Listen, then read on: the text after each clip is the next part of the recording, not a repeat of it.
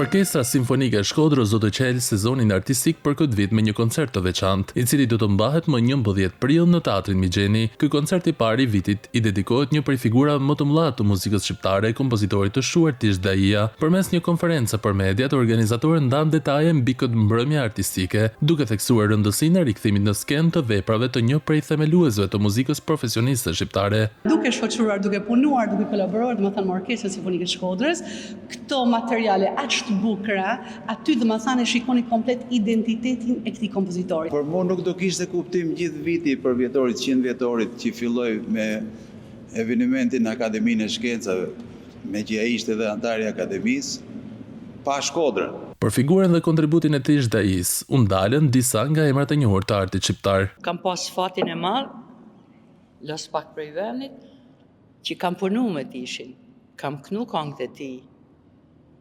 Ka kanë shumë më afër se sa një punë artistike.